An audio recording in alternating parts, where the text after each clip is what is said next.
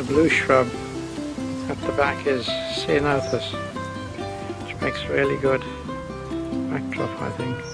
It's one of my favourite rhododendrons, Purcell. It's one of the sweet scented varieties, which is always nice to grow.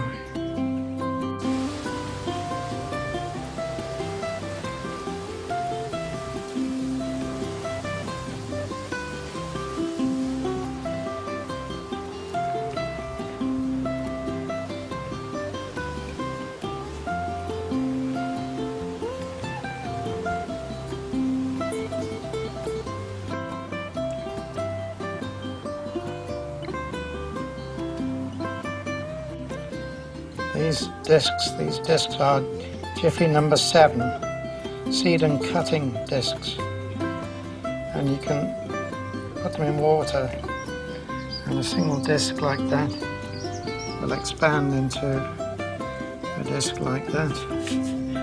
And having sown the seed in the little dimple at the top of the disc, then the seed, if you're lucky, it grows into a plant. You can use them for cuttings, or I put pelleted seed. These are pelleted pelleted little gem, bronze little gem lettuce.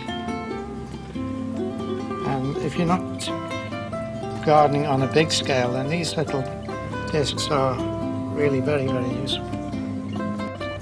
These peas were all grown in those Jiffy number 7 discs, and they've germinated in a very erratic way because the seed actually is saved over from last year, so it was last year's seed, and I've got quite a few, got enough, but the seed hasn't kept very well, which you would expect really. This is my little veg plot. The radish, those were grown on the vermiculite, and there's a second sowing on the right.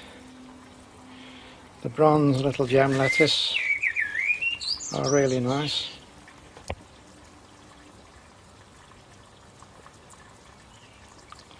And at the back I've got the runner beans, which I always grow up the side of the greenhouse to give shading. These are all white seeded this year, and the growth is a little bit slow.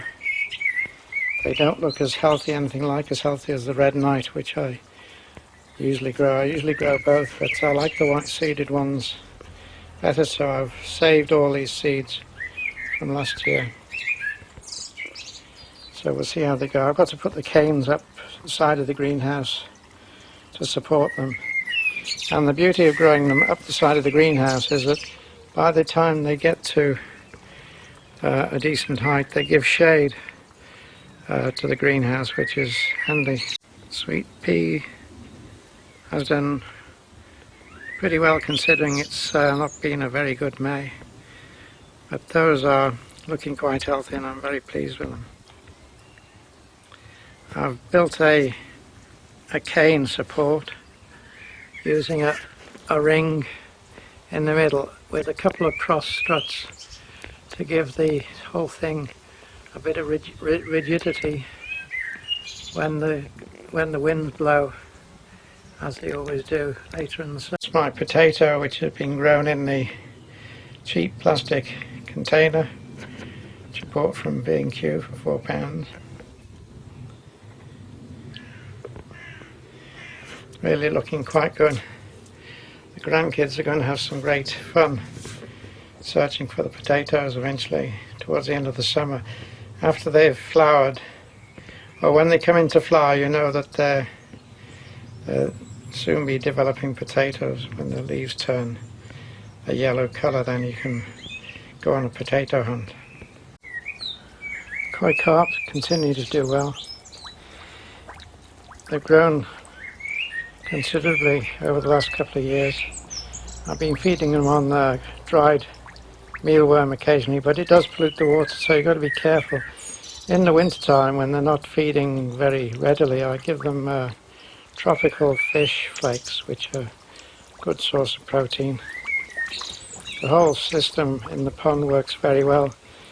In my very first video I think I explained the system.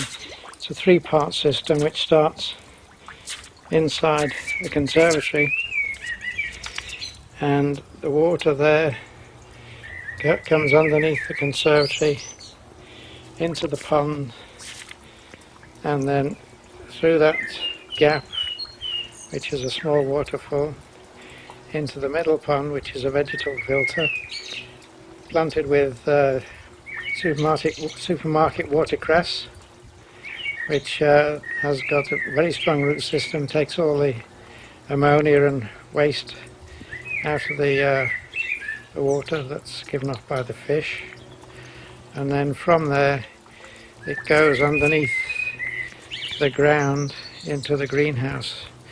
There's a standpipe which comes out the bottom of the vegetable filter. Let's go around. So there's the little overflow, goes into the vegetable filter, which is full of land drain. See if I can find you a piece. It's just common builder's land drain, yellow originally, and it's corrugated, and the corrugations they catch all the sediment and stuff that comes out of the pond. And then that water tank with the watercress in it goes via a standpipe that's underneath this path, and it goes into the greenhouse and comes up inside the greenhouse, which I'll show. You can see the water flowing from the standpipe.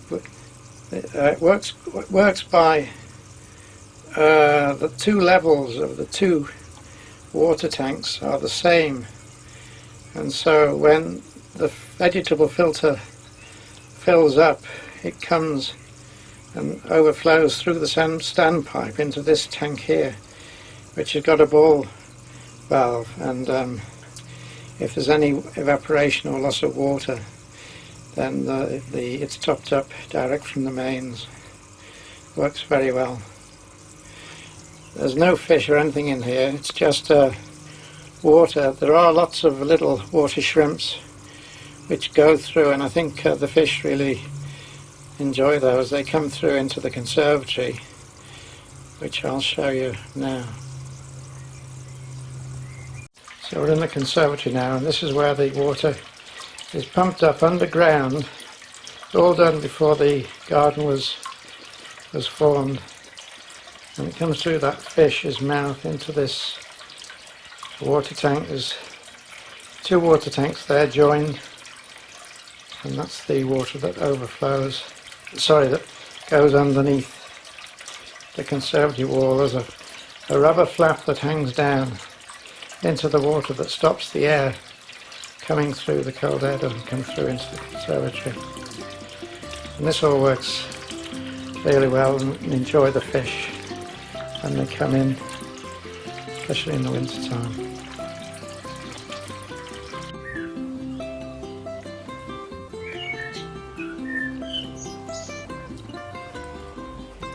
The blueberries in the pots around the edge of the pond have flowered very well, and I'm hoping that the bees have pollinated them. There's a plant over there that's looks well set for plenty of blueberries. We'll see how they develop in a couple of months' time. I take them into the greenhouse, as I think I've said on previous videos. I grow them outside, and then I take them into the greenhouse so that birds don't get the berries.